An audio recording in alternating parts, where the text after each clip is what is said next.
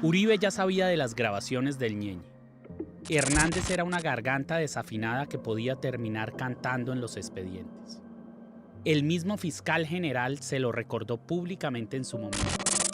A Hernández lo matan en Uberaba, Brasil, el 2 de mayo de 2019. País en el que en un pasado había operado Marquitos Figueroa, jefe del mítico clan narcoparamilitar que ha venido operando en la costa caribe desde hace décadas. Allí lo capturaron y lo extraditaron. Figueroa conocía la forma en que operaban las estructuras sicariales brasileñas. El Ñeñe, esa noche, se convierte en otro más de los testigos que hubieran podido hablar en contra de Álvaro Uribe Vélez.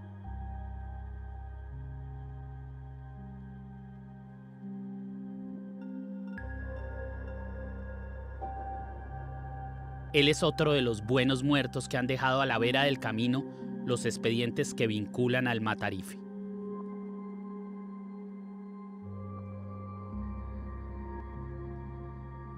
El 24 de abril de 2018, pocos podían creer que la frase hubiera aparecido colgada en su cuenta de Twitter.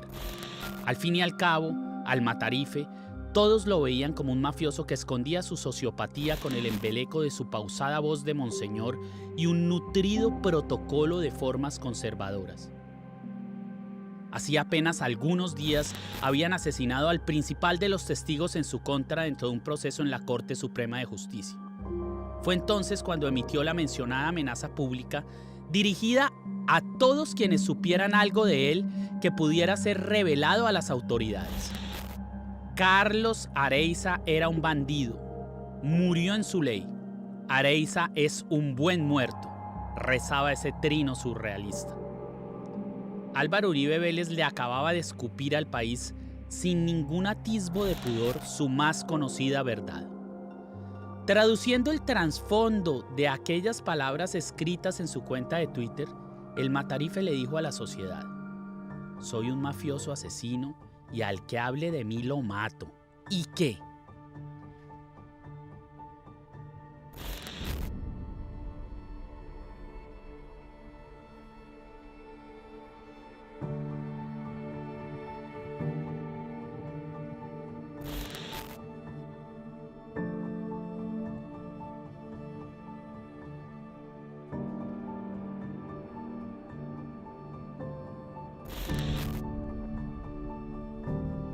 A Carlos Enrique Areiza, ex policía y ex paramilitar, le advirtieron de una muerte lenta para él y su familia si no se retractaba de las acusaciones realizadas en contra de Luis Alfredo Ramos,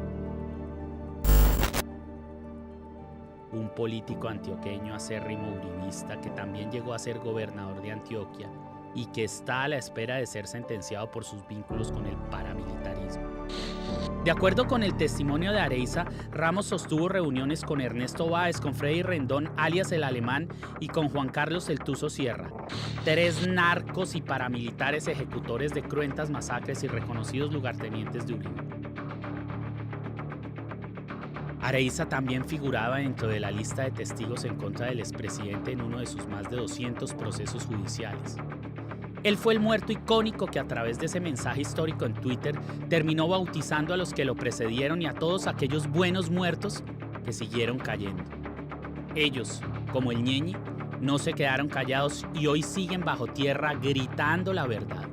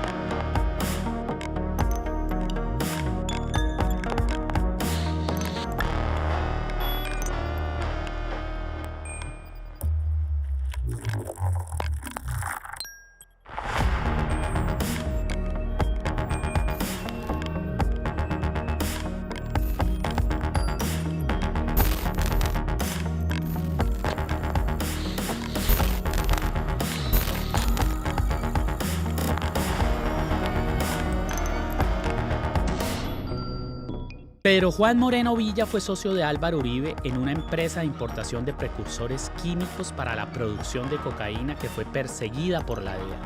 Obró como su mano derecha en la gobernación y le colaboró en la conformación del paramilitarismo de Estado encarnado en las tenebrosas Convivir. Moreno Villa planeó y ejecutó las decenas de masacres que fueron realizadas desde el despacho de la gobernación de Antioquia. Este socio de Uribe fue asesinado tras un atentado al helicóptero que lo movilizaba el 24 de febrero de 2006, después de haber terminado peleando con el Matarife, quien se convirtió en su peor enemigo. Moreno, que veía a Uribe como un narcotraficante igual a él, se atrevió a denunciarlo, y esto lo llevó a recibir una amenaza de un mandadero del otrora presidente. Detrás de él moriría Nancy Ester Zapata Orozco. La mujer apareció días después de ser avaliada con un cartel colgando de su cabeza que la tildaba de zapa, expresión que en Colombia caracteriza a los delatores. Doña Ester era trabajadora de los hangares y también sabía todo acerca de cómo mataron a Moreno Villa. Ella dejó un correo electrónico muy explícito al respecto que le dirigió a un defensor de derechos humanos en su momento. Escribo volando porque sigo nerviosa. Al parecer se dieron cuenta de que los estaba oyendo. Se pusieron muy peliparados conmigo porque los oí hablar de ese señor Pedro Juan Moreno, que te dije se le cayó el helicóptero porque aquí le quitaron el repuesto y no sé si el presidente Uribe dio la orden, pero sí sabía, y don Berna también. Posteriormente el propio comandante paramilitar y narcotraficante alias don Berna no solo declararía haber ordenado las muertes, sino que señalaría a Álvaro Uribe Vélez como el actor intelectual de ambos homicidios.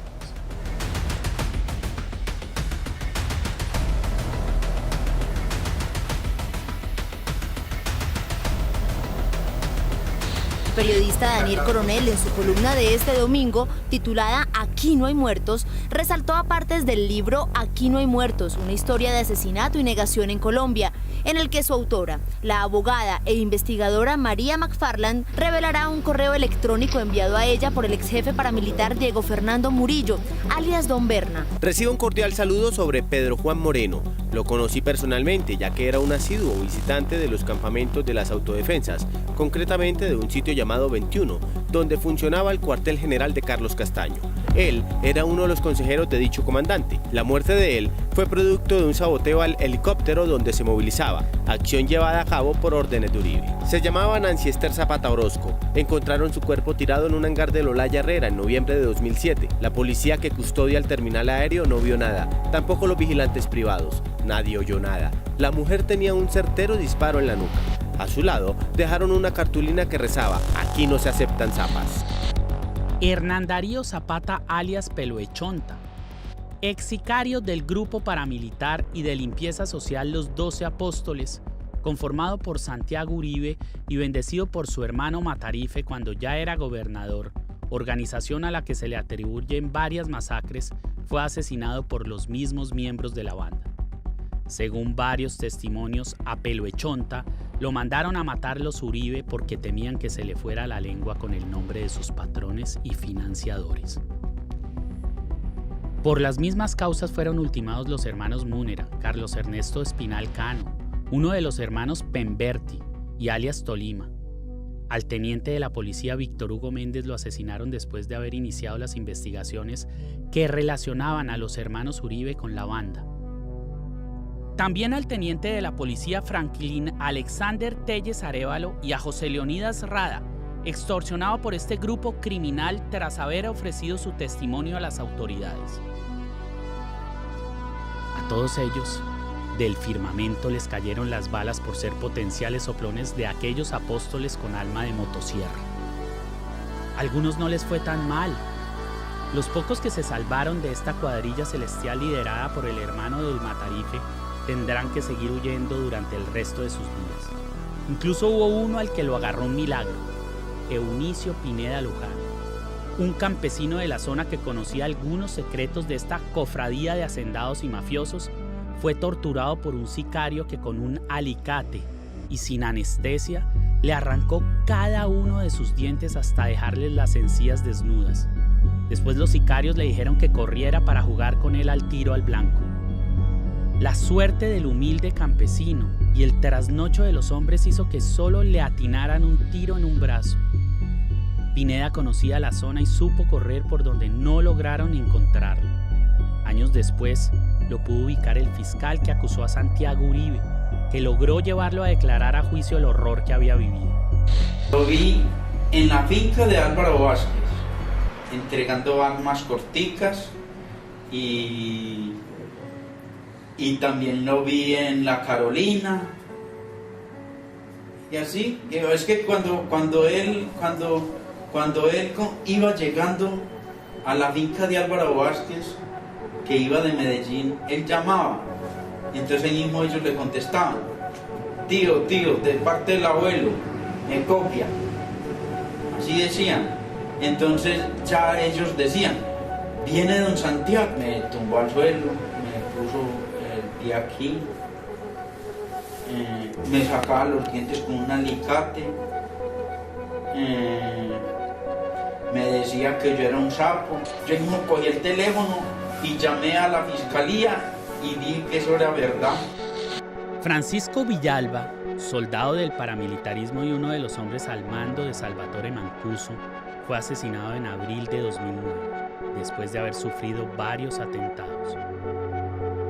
Villalba, conocido como el profesor de los descuartizadores, se entregó a la justicia agobiado por la culpa que lo llevaba a ver las imágenes y oír los gritos de sus víctimas en pesadillas.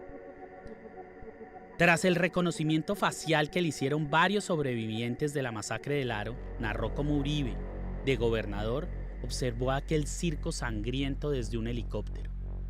Villalba fue testigo directo de la relación del Matarife con la plana mayor del paramilitarismo y de cómo fue ese gobernador quien dio la orden de borrar el pueblo. Antes de su muerte aseguró haber sido condecorado por su crueldad el día de la masacre y dijo tener pruebas en video de este y varios hechos más. Por eso Villalba se reafirmó en sus acusaciones en contra del presidente, de quien aseguró que siendo gobernador de Antioquia lo condecoró por la masacre del Aro. Y se lo digo de frente, él me la dio las decoraciones, me dio la felicitación y simplemente le digo al país, esperen el video, las fotos y yo presento eso. Pero Villalba salió en libertad por razones de salud el pasado 30 de marzo y tras llevar 23 días en libertad fue asesinado. Muchos investigadores involucrados en el caso aseguran que las pruebas en video existen y que hoy en día son el seguro de vida de los pocos sobrevivientes.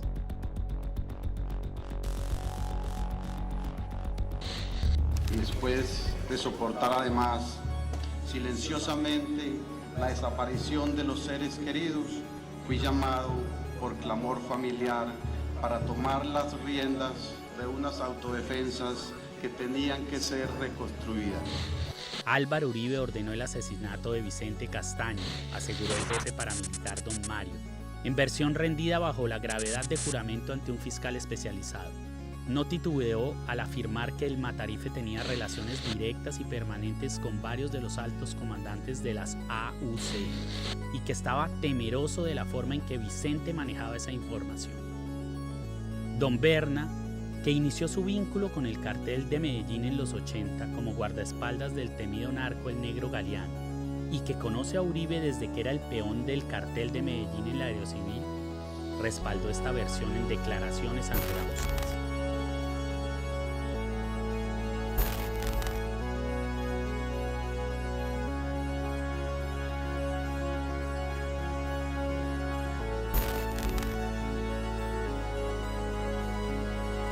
A Vicente Castaño lo mata el gobierno, aseguró Jesús Ignacio Roldán, alias Monoleche, quien narra cómo Uribe, a través del alto comisionado de paz Luis Carlos Restrepo, hoy en día prófugo de la justicia, fraguó el asesinato del mayor de los hermanos Castaño, fundadores junto con el señor Masacre del paramilitarismo colombiano. El ex paramilitar Pablo Hernán Sierra se sometió a la justicia, aceptó cargos y decidió contar la verdad sobre el Matarife. Sierra asegura que el mismo Luis Carlos Restrepo, en su labor leal como empleado de Álvaro Uribe, fue determinante en el crimen del otro de los hermanos Castaño. Me refiero a Carlos Castaño, el mesías icónico de las autodefensas de Colombia. Diría yo que el último favor que le hizo don Berna, diría no, lo digo porque así fue. El último favor que don Berna le hizo al expresidente Álvaro Uribe fue matar a Vicente Castaño. ¿Por qué lo estoy diciendo? Porque resulta que yo era compañero de patio de don Berna. Y lo de la muerte de don Vicente Castaño fue un favor que don Berna le hizo porque Álvaro Uribe no concebía de que, siendo tan exitosas las desmovilizaciones para ese entonces de las autodefensas, resulta que el jefe máximo, el fundador de estos grupos, estaba vivo. Entonces recurrió a don Berna. Y don Berna pues ya recurre a Rogelio y otras personas que ya don Berna ayudará a contar con mayor propiedad esto. Yo cuento hasta donde yo estoy enterado y así es que se produce la muerte de don Vicente Castaño. Como comisionado para la paz del Matarife, Restrepo llevó siempre con altivez los ideales de la seguridad democrática. En desarrollo de sus funciones, mandó a sacar de la cárcel a Daniel Alberto Mejía Ángel, paramilitar cargado de verdades acerca de Álvaro Uribe, para que sus mismos secuaces lo incineraran vivo.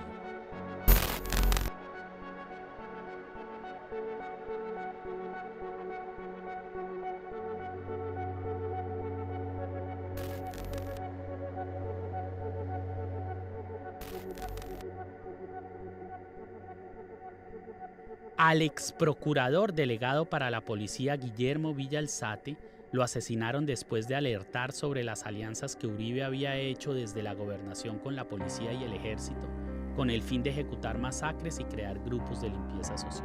Y no cabe la menor duda de que el próximo que van a asesinar soy yo. Tantos casos, o sea, no sé si ustedes también los tienen documentados. El doctor Villa Alzate en Medellín, cuando Álvaro era gobernador, Uribe era gobernador, Él dijo que él se había aliado con el comandante del ejército y de la policía para unas masacres y para que grupos de limpieza allá, y pues lo asesinan. Ese es uno de los primeros.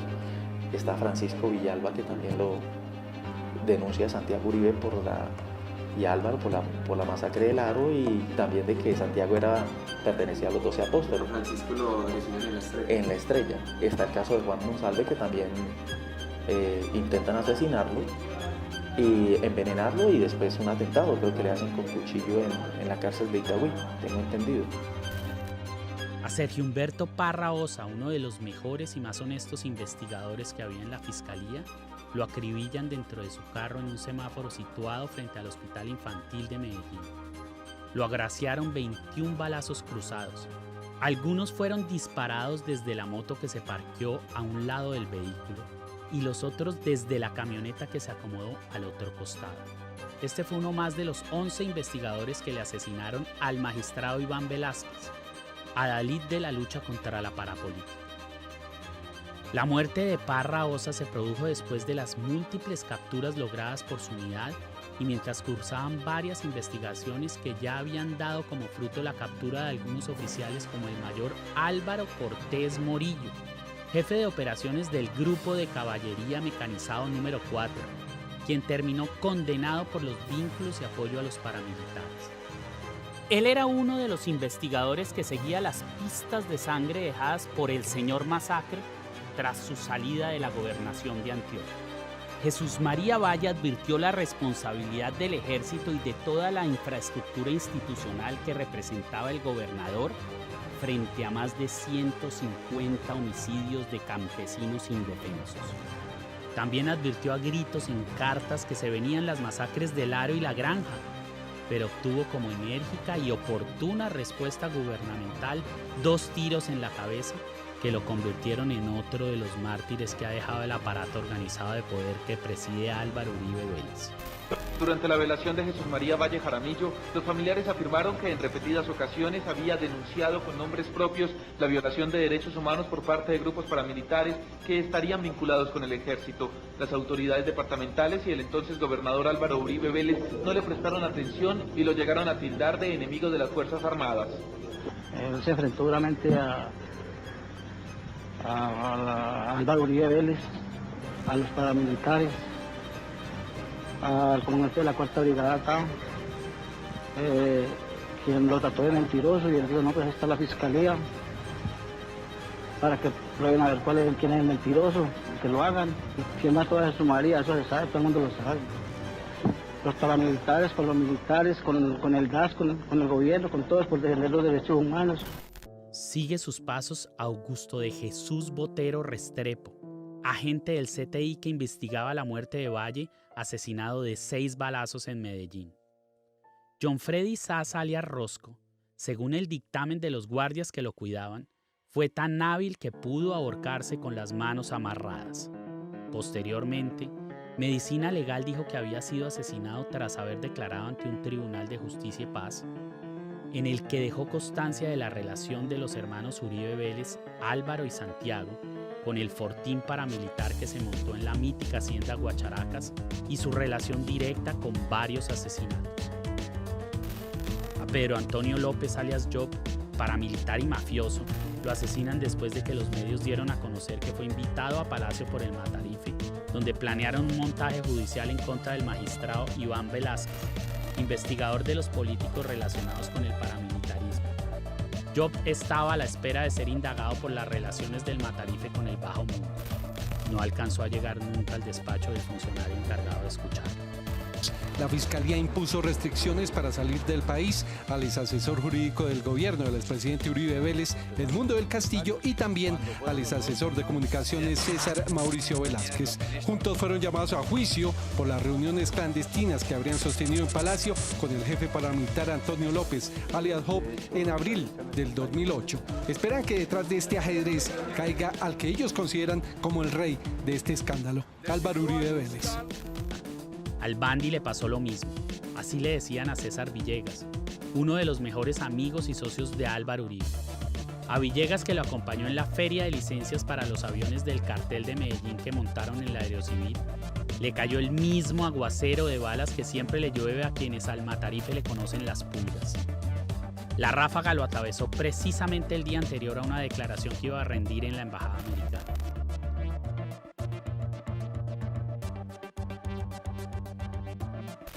Hay una persona clave en toda la administración de la Aeronáutica Civil de Álvaro Uribe que se llama César Villegas. César Villegas fue asesinado el 4 de marzo de 2002, precisamente cuando Noticias 1 empieza a investigar la aparición del helicóptero de la familia de Álvaro Uribe en el complejo de cocaína más grande del mundo, que es Tranquilandia, y cuyas licencias fueron otorgadas por el señor Uribe y por el señor Villegas. Esta persona aparece asesinada 2 meses antes de la elección presidencial de 2002. Ese crimen, por supuesto, pues favorece la impunidad de lo que se tendría que saber frente a las licencias que tenía Pablo Escobar para transportar cocaína y que firmó Álvaro Uribe. A David Ballén también lo alcanzó una de esas motos que hacen parte de la cultura popular. En ella iba el sicario que le presentó la muerte a este investigador y abogado penalista que había estado atando hilos durante meses y que era uno de los principales testigos del proceso de las interceptaciones ilegales del Departamento Administrativo de Seguridad DAS. El proceso del DAS nada dentro de una asquerosa olla podrida en sangre que prueba y revuelve el señor Masacre. La voz de Francisco Villalba, este buen muerto que lo sabía todo, se suma a la de varios testigos calificados que aseguran que Uribe es quien mandó a matar al icónico humorista Jaime Garzón. Él acaba con una de las mentes más brillantes del país, gestora de un humor ácido, punzante, cocinado a fuego lento en elegancia e inteligencia, pero además sencillo y ágil, tan fluido que se llegó a colar en los cócteles empresariales y en los pasillos ministeriales, en las universidades, colegios y bares, en las plazas de mercado, entre los vidrios que guardaban las conversaciones con los taxistas, en las reuniones familiares, en los despachos judiciales y en cualquier lugar en los que se hiciera necesario, un ejemplo de la élite pestilente a la que no hemos dejado de seguir como borregos. El humor de Jaime era muy peligroso. Podía debilitar los engranajes de la maquinaria genocida que en ese momento había llegado a ese pico de producción del que no ha descendido jamás. Era un humor pandémico que le sacaba la depresión a una sociedad que no paraba de ver muertos cada vez que prendía el noticiero. Jaime lograba con sus risas aquello a lo que más le teme un régimen, a que la gente piense. A Jaime Garzón lo mataron no solo porque sus personajes retrataban lo más oscuro y doloroso de nuestra sociedad, sino porque a través de ellos nos llevaban a un proceso de reflexión sobre nosotros mismos y muy especialmente sobre aquello que queríamos dejar de ser. Específicamente, cercando las circunstancias de su muerte, a Jaime lo asesina la banda La Terraza por órdenes directas de Carlos Castaño, en asocio con José Miguel Narváez, subdirector del DAS, institución bandera del programa presidencial y en abierta coautoría con el Ejército de Colombia, porque dibujaba con sus caracterizaciones a Álvaro Uribe Vélez, alias Matarife, como lo que es: un mafioso, un narcotraficante y un genocida de la más baja estopa. A Garzón lo manda a matar el Matarife por burlarse de él. Villalba, en la misma declaración, señala también a los hermanos Uribe Vélez como autores intelectuales del crimen de Eduardo Umaña Mendoza, el defensor de derechos humanos e investigador de varias masacres en Antioquia. A Umaña lo asesina la banda sicarial La Terraza, la misma que acaba con la vida de Jesús María Valle, el activista ya reseñado que le avisó al gobernador Uribe de la inminente ejecución de varias masacres. Ese grupo sicarial es el encargado de asesinar en el barrio Chapinero de Bogotá a Mario Calderón y a Elsa Alvarado, una pareja de reconocidos ambientalistas comprometidos con la protección de los páramos y el trabajo social con las comunidades campesinas. Que en esa reunión de que yo le hablo de San Pedro de Urabá, por lo que dicen, yo no soy investigador, se toma una resolución por parte de los paramilitares, en ese momento en cabeza de Castaño, porque Castaño pues, fue encontrado como el autor intelectual junto con los señores de La Terraza, que es una pandilla que dirigía este señor que llaman Don Berna. Entonces yo creo que después los mismos de la terraza, cuando están siendo liquidados por don Berna, ellos confiesan, y están respetados sus declaraciones, ellos confiesan eso, pero entonces estos son los autores materiales. Yo creo que había de otras partes, yo me acuerdo que este compromiso, que es interpretado por determinados sectores del país, como todavía lo interpretan, un grupo que está trabajando con derechos humanos tiene relación con la guerrilla, yo creo que es esa opinión de la cual pues algunos sectores que trabajan con los paramilitares, que trabajaban a veces desde una época institucionalmente con los paramilitares, dicen, y en sus narices pues se mueven todos estos crímenes, todas estas cosas. Sí, convulsionó. Yo creo que el hecho de que hubiera sido en su apartamento, porque uno se pregunta, si el ataque iba dirigido contra Mario, ¿por qué no lo mataron en la calle, por ejemplo? O viniendo del Sumapaz, ¿por qué tenían que hacerlo en el apartamento y delante del niño y de los suegros y matar al suegro? Es decir, en ese contexto, yo creo que eso para todos los colombianos también es como dejarlo a uno sin piso, ¿no? Es decir, mire, usted no está seguro ni en su cama, ni en su cuarto, ni por más de que haya porteros de 24 horas, usted lo pueden matar en cualquier momento. Estos dos académicos, doctorados en las más prestigiosas universidades europeas, habían denunciado el genocidio paramilitar en Tierra Alta, Córdoba, lugar de reunión de la plana mayor del uribismo con los comandantes paramilitares antes de ser asesinados el 17 de mayo de 1997 junto con don Carlos, el padre de Elsa. Se salvó la abuela y el nieto de 18 meses que lo escuchó todo, escondido en un armario. A Mario le pegaron 36 tiros y a ella otros tantos. La muerte de estos dos intelectuales pertenecientes al Centro de Investigación y Educación Popular CINEP fue ordenada por la Junta Directiva de la Corporación Criminal del Señor Masacre. Quienes pusieron a andar este triple homicidio fueron tres de los paramilitares más allegados a Álvaro Uribe: Salvatore Mancuso, don Berna y Carlos Castaño. El operativo mortal se ejecutó a través de Daniel Alberto Mejía Ángel, que sirvió de intermediario para pagar los sicarios y que también es otro de los buenos muertos del Matarife. Estos crímenes tienen el mismo denominador común. Todos están untados de aquella mezcla alquímica productora de miles de muertos, compuesta por el DAS y sus sicarios en cabeza de José Miguel Narváez, los más altos oficiales de la fuerza pública, los cuadros paramilitares al servicio de un gobierno criminal dirigido por un hombre decidido a imponer disciplina y buenas costumbres a través de una doctrina fascista a la que decidió bautizar como la seguridad democrática. Y la misma banda de ágiles gatilleros que fue la encargada de bajárselos a todos. La terraza, de donde cayeron las balas fatídicas que nos dejaron sin Elsa y sin Mario, sin Garzón, sin Umaña y sin Jesús María Valle, es una bandola de mercenarios en moto contratados a destajo por los carteles del narcotráfico de la época y algunos bloques paramilitares. La mayoría de sus miembros fueron apareciendo asesinados hasta que Carlos Castaño le dio por organizar parranda e invitar a los que quedaban vivos en su finca en Córdoba. Allí no esperó a que parquearan antes de dejar como una coladera la camioneta en la que llegaron los 9 cabecillas restantes. La banda La Terraza entera viene siendo otro buen muerto del Matarife. Debemos cerrar dejando a medias la lista que ocupan 3 décadas de asesinatos selectivos y recordar por último a Rodrigo Lara Bonilla, a quien el expresidente Uribe ordenó ejecutar por haberle capturado su helicóptero en Tranquilandia, y el de Guillermo Cano, patrocinado por la empresa Confirmeza, sociedad de la cual era socio el Matarife y que fue la que contrató y pagó el sicario encargado de aniquilar a uno de los periodistas más honestos que ha tenido el país. De los sobrevivientes hay mucho que decir. Solo uno terminó sin dientes, pero varios estuvieron a punto de perder mucho más. A Meneses, el oficial y principal testigo de la Fiscalía en contra de Santiago Uribe, en la cárcel casi lo matan de un ladrillazo. Días después se descubrió un plan para asesinarlo desde la celda continua. Al paramilitar Juan Monsalve, alias Guacharaco, el hijo del capataz de la hacienda Guacharacas, guarida del bloque Metro, y a quien el Matarife educó desde pequeño en la criminalidad rural, lo ha consentido el destino, ya que se lo ha arrancado de las fauces a la muerte en 2 ocasiones.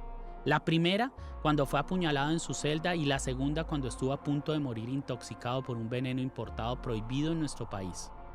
José Orlando Moncada alias Tasmania anda escondido, no era para menos después de que en la cárcel casi lo matan a puñaladas y, ya por fuera, tras la purga de su pena, lo persiguió una ráfaga de plomo que a fusil lo sacó de su casa, corriendo como un demonio. Hacía muy poco Tasmania había dejado untado de verdades en la Corte Suprema de Justicia un expediente que investigaba al Matarife. La abogada Soraya Gutiérrez, adscrita al colectivo Alvear Restrepo, ONG dedicada a denunciar los crímenes de Álvaro Uribe ante la justicia internacional, tuvo que exiliarse después de que le agarraron el carro a plomo. Lo mismo le sucedió a Lina María Cataño, la única testigo obrante dentro de la investigación de la muerte del narcoparamilitar alias Job, mano derecha de don Berna, allegado del Matarife e invitado de honor en Palacio. El escolta de la mujer, un joven agente de policía, no corrió la misma suerte y murió avaliado el día del atentado. Daniel Prado Albarracín, apoderado de las víctimas dentro del proceso en contra del hermano del Matarife por el genocidio de los 12 apóstoles, alcanzó a darse cuenta antes de subirse a su carro una mañana que todos los tornillos de las 4 llantas del automóvil estaban flojos.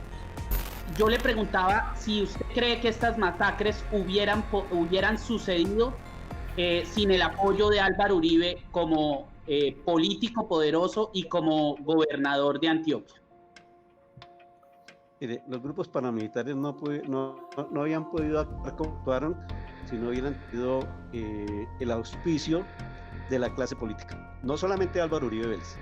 Yo creo que en esto existe un contubernio de muchos políticos, simplemente que Álvaro Uribe Vélez es la persona que pronto le sacó mayor provecho al actuar de los grupos paramilitares, porque termina siendo el presidente de la República. Pero aquí muchas autoridades, tanto civiles como militares, conectaron con esta política de Estado. Termina siendo una política de Estado, lo dice Mancuso en sus declaraciones, dice: yo termino siendo paramilitar porque fui a presentar una denuncia en un batallón y allí me invitaron a ser patrullero de los grupos paramilitares. Esa es una política del Estado, es una política del poder político que veía en la guerrilla y en la izquierda en su momento, porque acuérdense que acaba de pasar la elección de la UP, un gran peligro, y deciden acabar con todos los líderes de la izquierda que tenía en su momento el movimiento de la UP.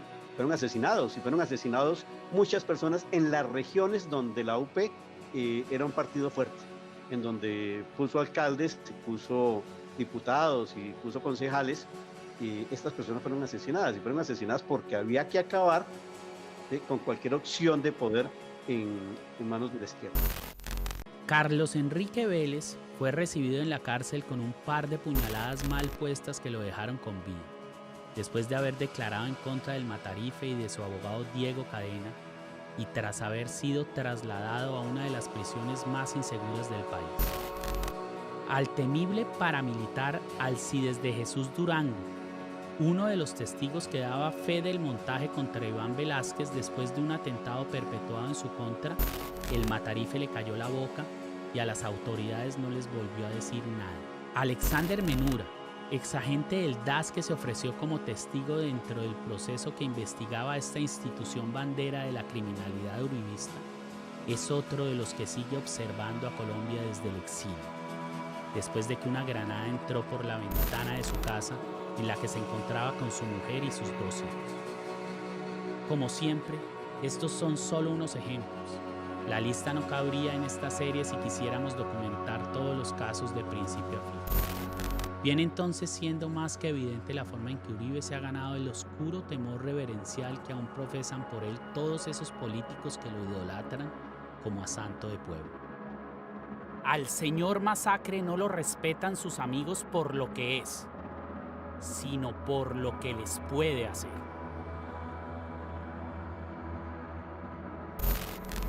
Ahora volvamos a los muertos, mejor dicho, a ese muerto alegre al que le dicen ñeño.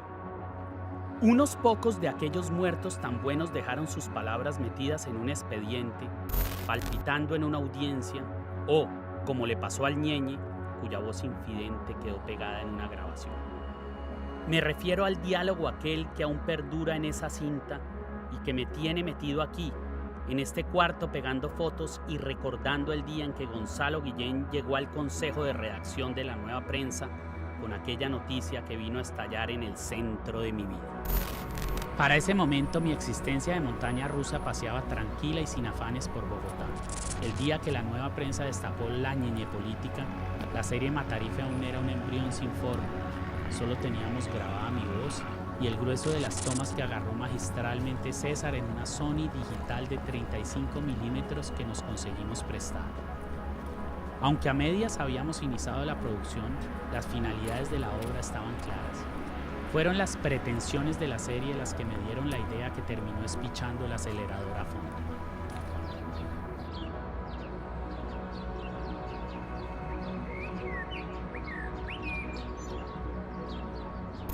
Entonces llamé a Guillén y le dije, clavémosle un denuncio al Matarife adjuntando a la corte el artículo que destapó la ñeñe política.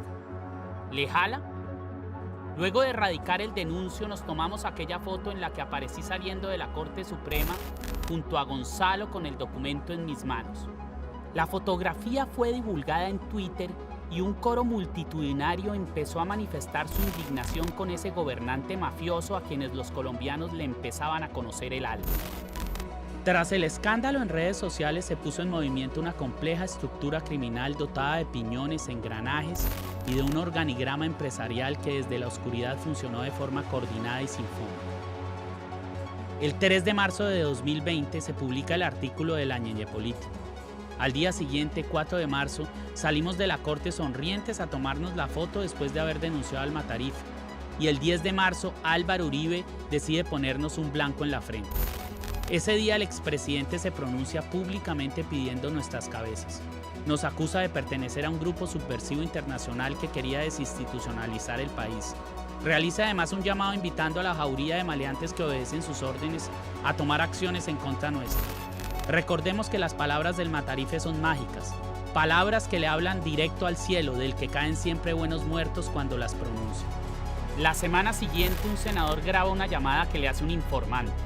El congresista le presenta la grabación a la Fundación para la Libertad de Prensa FLIP.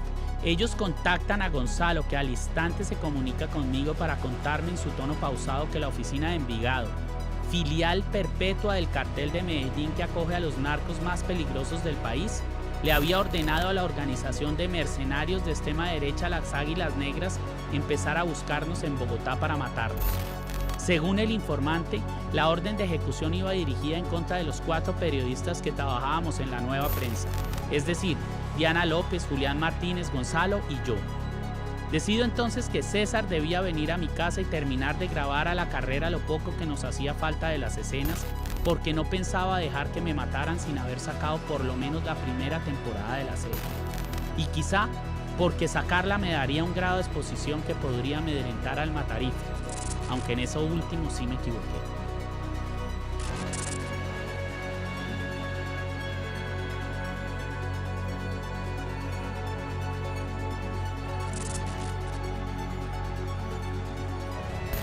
No se puede, Daniel. Para sacar la serie, todas las temporadas tienen que estar listas.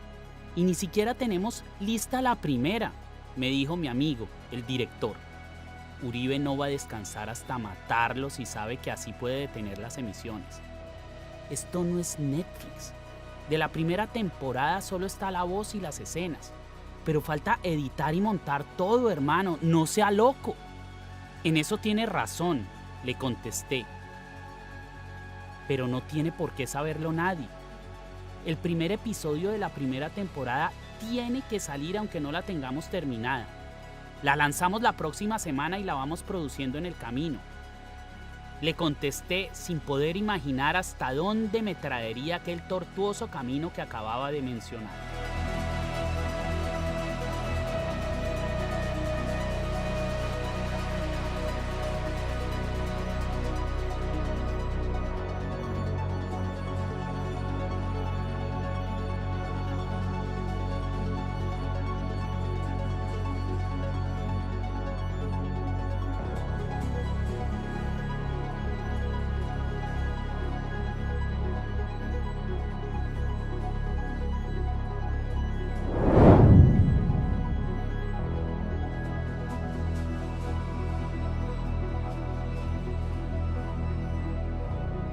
no han sido solo los 6.402 inocentes asesinados en 8 años del gobierno de la Seguridad Democrática.